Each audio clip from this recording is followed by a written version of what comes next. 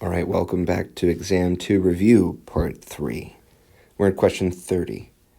We're given the table, and then we are asked, to arrive at the efficient market equilibrium, the government could impose a tax of blank per unit. Okay?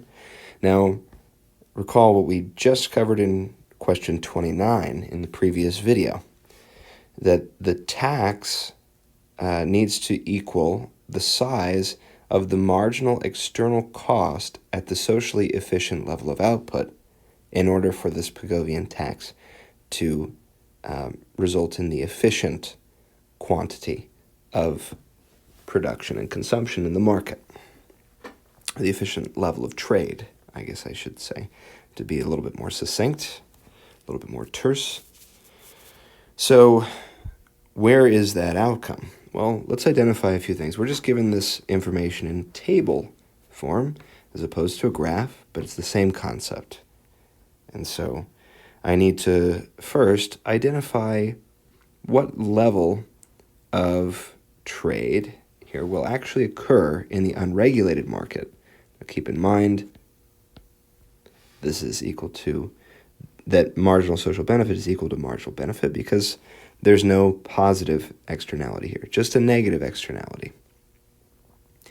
And so I need to look for the point where marginal cost equals marginal benefit. That's going to be at this point here.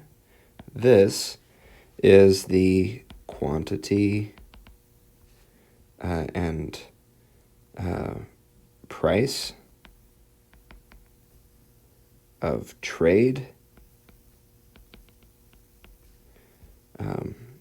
in the unregulated case.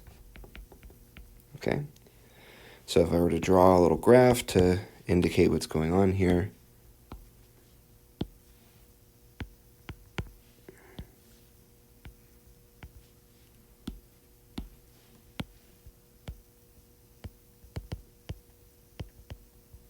okay,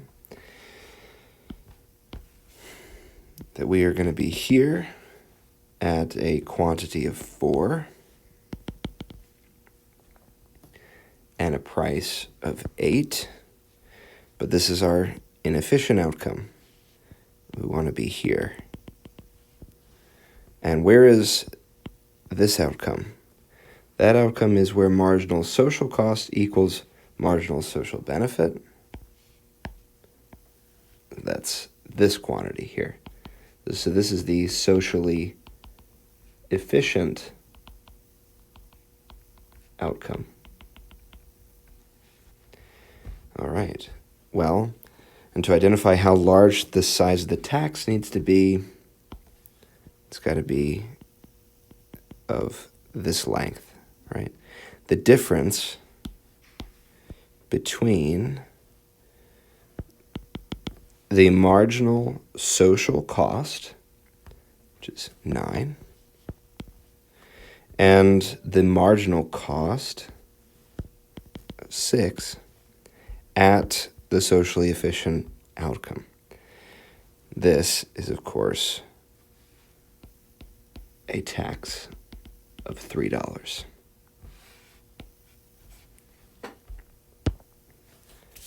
Question 31.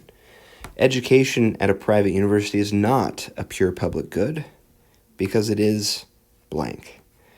Well, I could just ask you, remember that goods differ in terms of their rivalry and excludability, right? Some goods are rival, some are non-rival. Some goods are excludable, some are non-excludable. What does this mean? A good is rival if my consumption prevents you from consuming it, either in full or in part. And a good is non-rival if we can both consume it fully and equally. Right? My consumption does not prevent your consumption. Excludable means that I can't have access to this good unless I pay for it. Non-excludable means I can have access to it even if I don't pay. So think about your own situation at a private, well, not that KSU is a private university, but let's consider a private university like Harvard, Okay. Is Harvard rival? Well, it is, right? Because there are only so many seats for each major. They only admit so many students every year.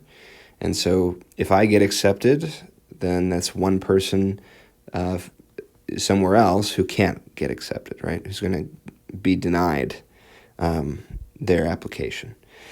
And it's also excludable, right? In that if I don't pay tuition, then I can't have access to that education. And so in this case, education at a private university is not a pure public good. Remember, public goods are non-rival and non-excludable. So in this case, from the options, we can see that it's not a pure public good because it's excludable. That was 31. 32. A movie shown on a pay-per-view cable station is an example of blank. So think about this. You're paying for access, so it's excludable. If you don't pay, then you can't view.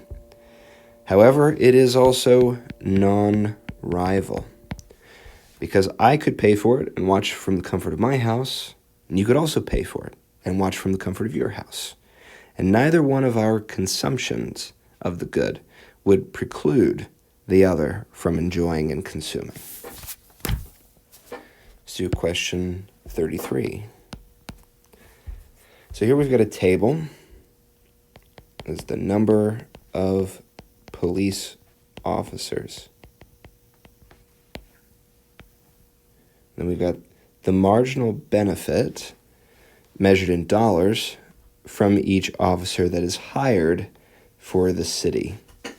Okay, but in particular, this is the marginal benefit received per citizen.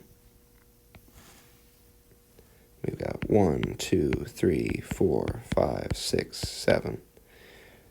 We've got $8, $7.20, $6.40, $5.60, $4.80, $4, $3.20. So we're told in the problem that there are 10,000 people in the population of Broomfield City. So let's also look at the total marginal benefit, for the town. Okay, so this would just be the marginal benefit per citizen times 10,000. So 80K, 72K, 64K, 56K, 48K, 40K, 32K.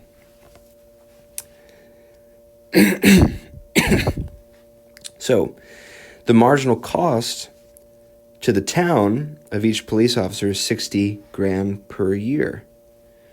So this is marginal cost for the town. That's going to be 60K for the first, 60K for the second, 60K for the third, and so on.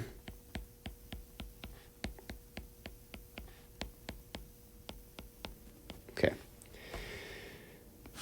Now, to support the efficient number of police officers, on average, each resident of Broomfield will have to pay how much per year in taxes? Well, first, we need to find the efficient number of police officers for the town to hire.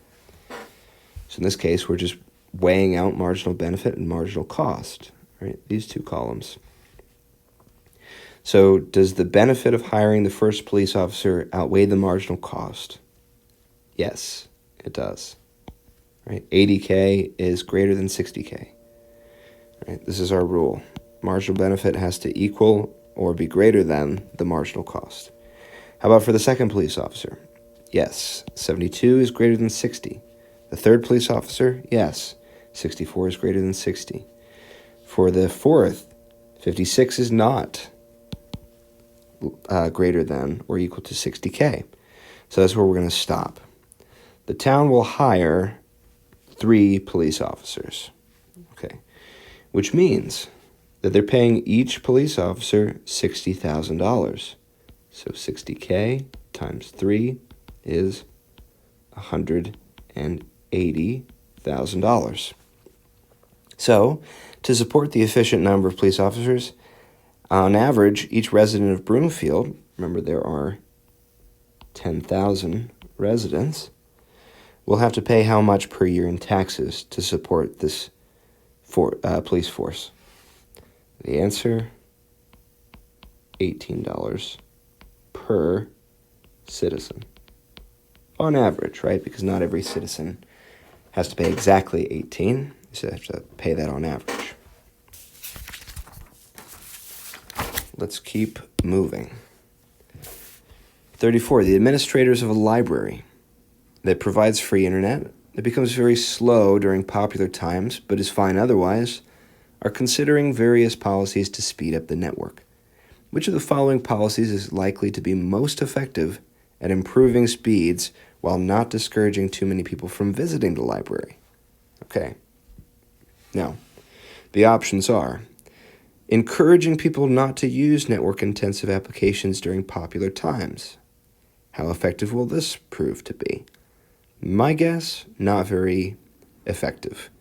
Right? You can encourage people all you want, but that's not going to actually stop anybody from using network-intensive applications. Charge $1 per hour for use of internet at all times that the library is open. Now, we're told in the problem that the internet speeds are fine when the library is slow, right? So there are hours of the day or night when very few people are in the library, and they don't want to discourage people from coming. So charging $1 per hour for use will discourage people, right? They don't want to come and pay that. They go somewhere else. They go to a coffee shop where the Wi-Fi is free. Of course, you have to pay for coffee, but that's besides the point, right? Now, the other option is charging $10 for a day pass. This, again, will discourage a lot of people from coming. Charging $2 per hour during popular times and no charge at other times is the best solution here, because it doesn't discourage too many people from visiting the library. People could just come during the slow hours when there aren't as many people there. But if they want to be there during the popular times and they want to use the Wi-Fi, they charge a $2 fee, or they are charged the $2 fee. They pay a little bit of money, and this keeps the Wi-Fi from being slow during the popular times of library use. That, to me, seems like the best option. What is the Wi-Fi, the free internet, at the library? What kind of good is it? This is a common good during times where the library is very popular and the Wi-Fi is so heavily used, right? During slow times when hardly anyone's there, the use of the Wi-Fi is non-rival, okay? So that means the library's Wi-Fi is a public good during slow times, but it's a common good during popular times because it's non-excludable, right, at all times. Nobody has to pay for the Wi-Fi. But there's a tragedy of the commons here, right, which is that when too many people are using the Wi-Fi, then it does become overused, right? And then it sort of transitions into a common good at that point because then it becomes rival. By charging a fee during popular times, the library is attempting to turn this into a private good. Private goods tend to operate more efficiently, be allocated more efficiently by markets. Question 35. Students in a library express preference for a quiet student environment, but the library often ends up being noisy due to conversations. To an economist, a quiet library is best described as blank. Well, in this case, the quiet library would be a public good? Well, depends. I mean, it has to be free, right?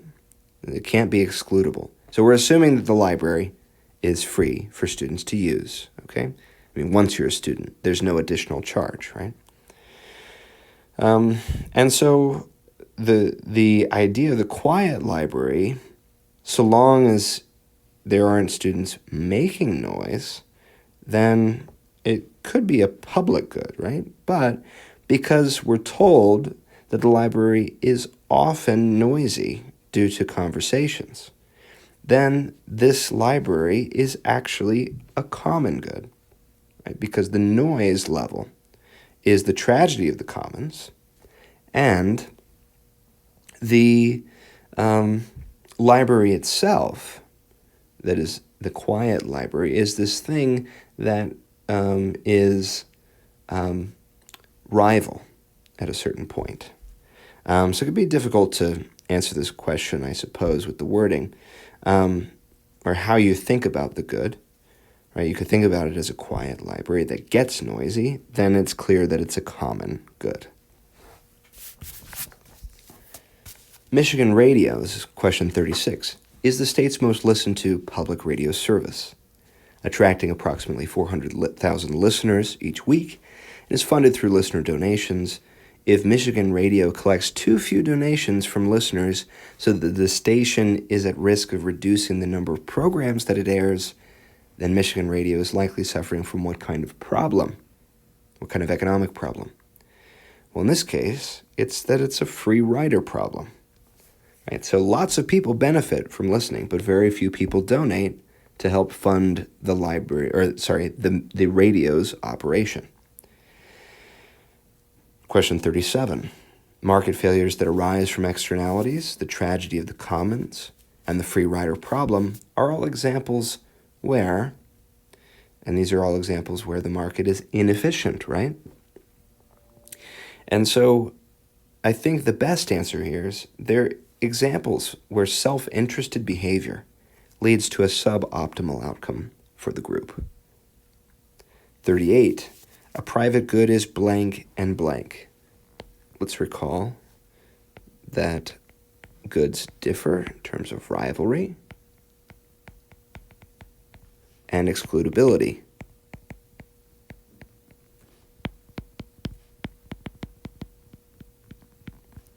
When a good is rival and excludable, it's a private good. When it's non-rival and excludable, it's a club good. When it's rival and non-excludable, it is a common good.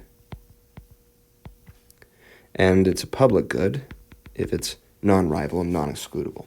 So your private good is rival and excludable.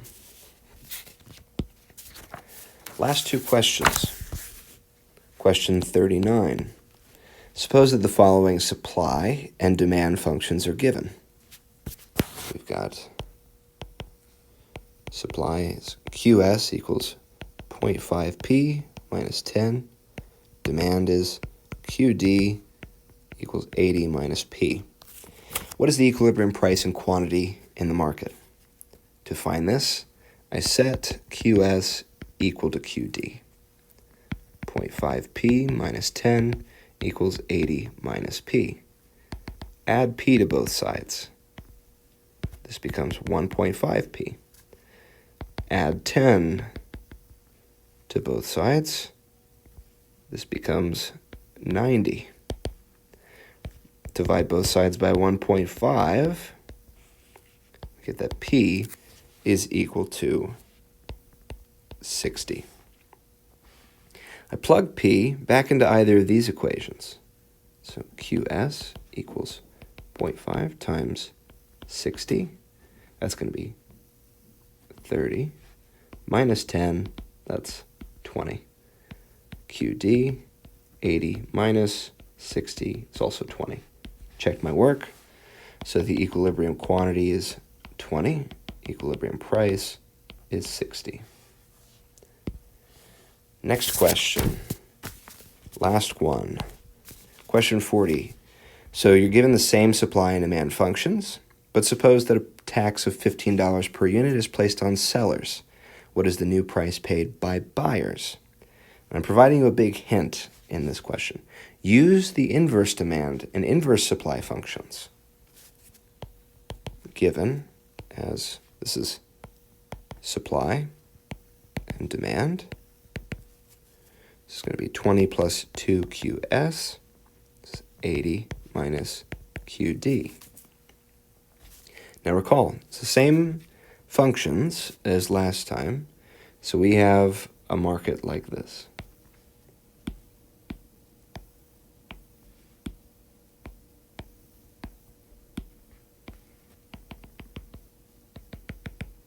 We have an equilibrium quantity of 20 and an equilibrium price of 60. Now, remember, we think about a tax on sellers as S plus the tax using this hypothetical supply function.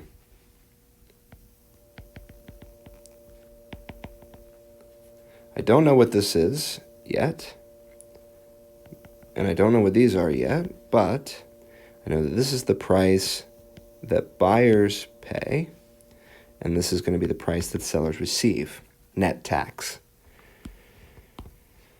So I find the new equilibrium quantity under the tax as as supply with a tax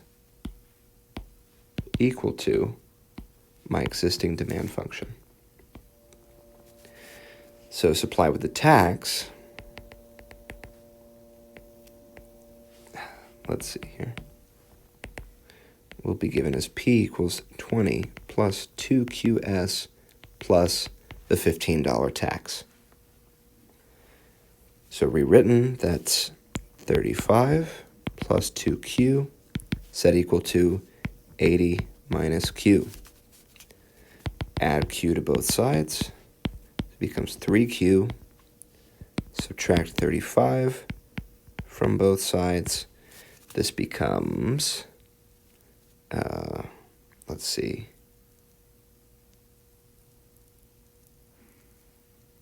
Let's see here.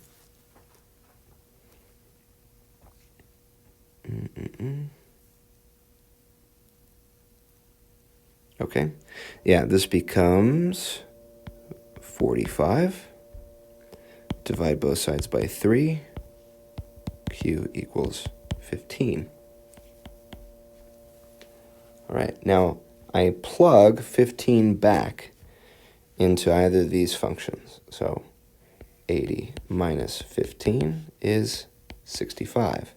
That's from my demand function. Supply function, 20 plus 2 times 15 is 30, plus 20 is 50. So the new price that sellers receive is 50. The new price that buyers pay is 65. And we were asked to find the new price paid by buyers. So there we go. All right, all done. Hopefully this was helpful to you. Good luck on your exam.